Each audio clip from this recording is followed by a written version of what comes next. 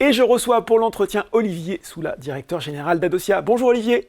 Bonjour Laurent. Alors, on se parle alors qu'il y a une actualité récente pour Adosia. Vous venez d'annoncer, Olivier, une ligne de financement avec Vester, c'est votre partenaire financier, pour un montant qui peut aller jusqu'à 12% de votre valorisation. Au cours actuel, ça fait à peu près 15 millions d'euros. Comment il faut interpréter cette opération? Quelle en est sa nature précise? C'est une très bonne nouvelle pour la société. Et pour commencer, je voudrais insister sur le fait que c'est d'abord une augmentation de capital, réalisée ce jour à 2 millions d'euros, avec la participation des deux principaux actionnaires, la famille Soula et Vester Finance. D'accord.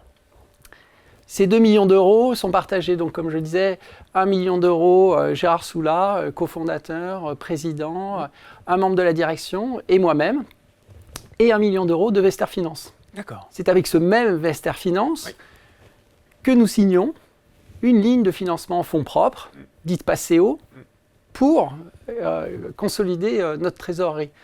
Cette ligne de financement a pour vocation de nous assurer un bridge avec les revenus attendus de notre partenaire, avec des négociations en cours. Et elle est capée en termes de nombre d'actions. D'accord.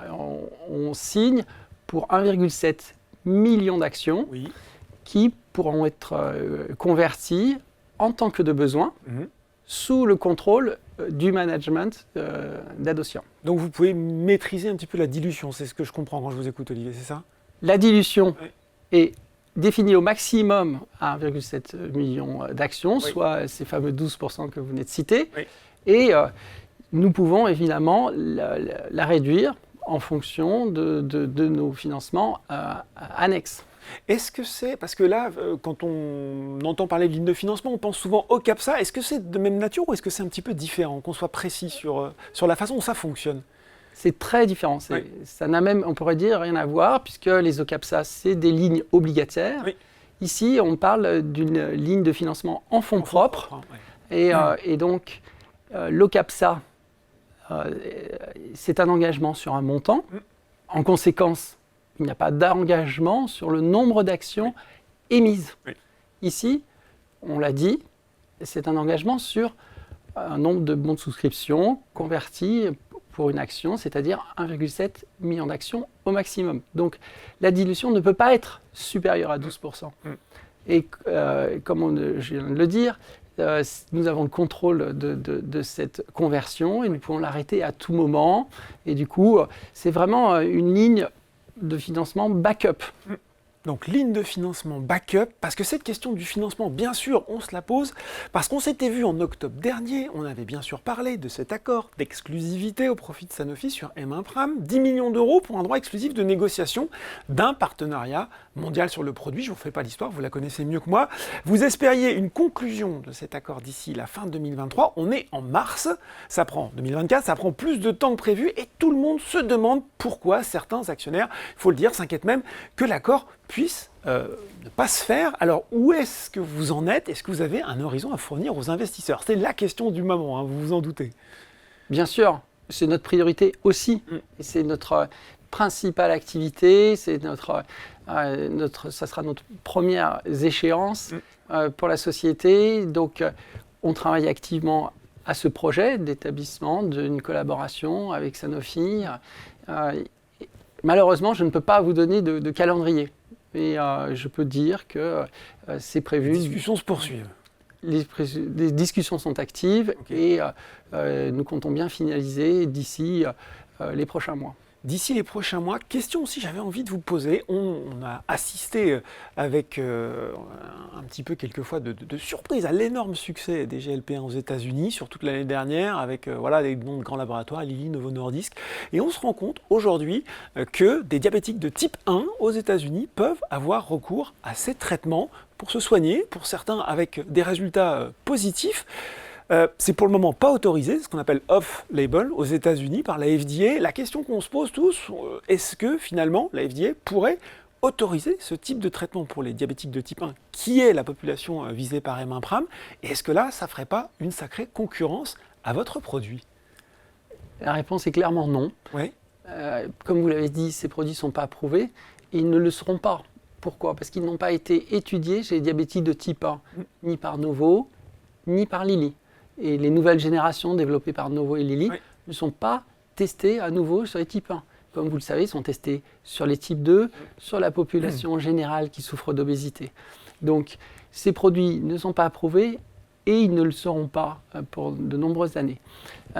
Par contre, vous le dites, il y a une minorité de patients qui ont recours. Pourquoi ? Parce qu'il y a un besoin. Il y a un besoin pour ces gens qui souffrent d'obésité et de surpoids d'avoir recours à un traitement qui leur fait perdre du poids. Donc, on voit bien que le besoin est là. Et notre approche, elle est purement physiologique pour les diabétiques de type 1. Je rappelle que M1-PRAM est une insuline à laquelle on a ajouté de l'amyline, qui est l'hormone qui est co-sécrétée avec l'insuline par les cellules bêta qui sont défaillantes chez cette population. Et du coup, on rétablit la physiologie, on rétablit une régulation du poids en face d'une insuline qui en fait perdre. On a désormais une insuline qui fait perdre du poids. Donc ça, c'est le caractère unique de notre produit et qui ne sera donc pas en concurrence avec les GLP-1.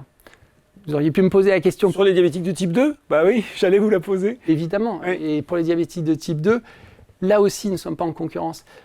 On peut voir un des nouveaux projets de Novo pour le traitement de l'obésité chez les diabétiques de type 2 et chez la population générale, c'est de combiner de l'amyline, un analogue de l'amyline longue action, avec un analogue du GLP-1. Donc on voit bien qu'il y a un effet synergique. Toutes les preuves sont là. Ces deux hormones de satiété qui sont tout à fait complémentaires. Donc, même pour les diabétiques de type 2, et nos projections, c'est que l'opportunité de marché du M1-PRAM est aussi grande chez les diabétiques de type 2 que chez les diabétiques de type 1. Et même pour cette population, il y aurait tout à fait intérêt pour les gens, encore une fois, qui sont en situation de surpoids, d'obésité, de remplacer leur insuline qui leur fait prendre du poids par une insuline qui leur en fait perdre. Qu'ils prennent ou qu'ils ne prennent pas du GLP-1. Et s'ils prennent du GLP-1, l'effet sera d'autant plus grand, d'autant plus intéressant. Bon, très clair en tout cas sur ces explications. Bien sûr, c'est le sujet, on l'a dit, du moment, mais il y a d'autres choses dans l'actualité de Dosia. Il y a BC Lispro, BC Combo en développement en Chine avec votre partenaire, Tongkroa Dongbao. Alors, qu'est-ce qu'on attend ? On attend des résultats de phase 3 pour BC Lispro et on attend un démarrage d'études de phase 3 avec BC Combo cette fois-ci. À la clé, paiement d'étape de 20 millions d'euros pour les deux produits. Là aussi, où est-ce qu'on en est ? Quand est-ce que les news vont tomber ? Et je sais déjà un petit peu votre réponse puisque c'est dans les mains de votre partenaire. C'est ça, j'ai fait plusieurs fois la même réponse et je vais réitérer cette réponse. Je ne peux pas donner plus de détails. Je peux dire que les projets avancent bien et que nous avons encore l'objectif de recevoir cet argent en 2024. D'où, je le répète, cette opération de financement qui consiste à nous amener jusqu'à ces paiements d'étape. Bon, voilà, en tout cas, ça reste sur 2024. Il faut aussi forcément qu'on parle d'Adoshel. Je rappelle, l'ambition, c'est quand même de fournir une belle promesse, une solution curative pour les diabétiques de type 1. On a eu des nouvelles données précliniques en novembre dernier. Peut-être vous voudrez nous dire un mot là-dessus. Est-ce qu'elles ont conforté votre confiance dans la plateforme ? Vous aviez pour ambition de vous rapprocher du développement clinique. Quelle distance reste-t-il à couvrir pour annoncer ce démarrage ? Nous y travaillons. Nous travaillons à l'établissement d'un dossier réglementaire pour solliciter une autorisation de demande d'entrée en clinique. Et notre objectif est de soumettre ce dossier d'ici la fin de l'année. Et nous avons un certain nombre de développements chez l'animal pour établir ce dossier. Donc ça, c'est notre objectif technique, opérationnel.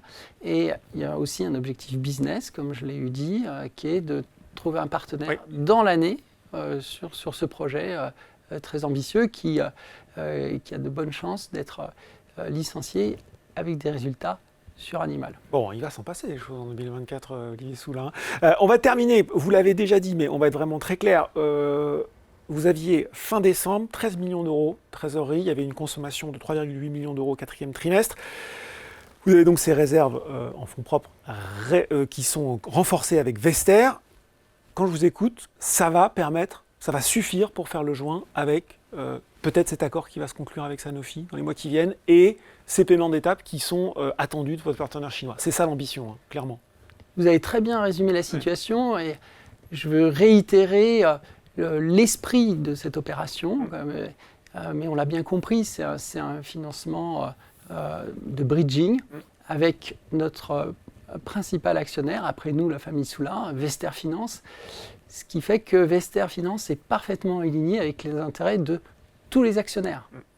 L'opération proposée par Vester Finance, ce PACEO, cette ligne de financement en fonds propres, est là pour renforcer la trésorerie, nos capacités à négocier, l'avancée de notre projet qui font la valeur de la société. L'esprit, c'est bien d'avoir tout ça sous notre contrôle et de l'utiliser en tant que de besoin. C'est bien dans cet esprit que Vester Finance a fait quelque chose qu'il ne fait jamais. En signant cette ligne de financement en fonds propres, il a rajouté 1 million d'euros au capital, en actions ordinaires, sans décote, à nos côtés.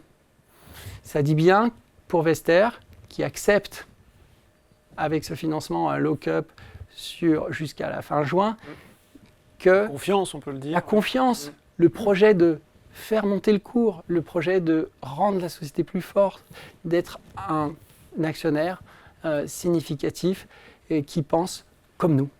Voilà. Et ça, c'est ça qui nous a décidé à faire cette opération. C'était une belle opportunité et nous sommes ravis pour tous nos actionnaires. Bon, et des nouvelles qui vont encore tomber sur cette année 2024. On en attend beaucoup. Merci en tout cas Olivier Soula pour toutes ces explications. Je vous remercie.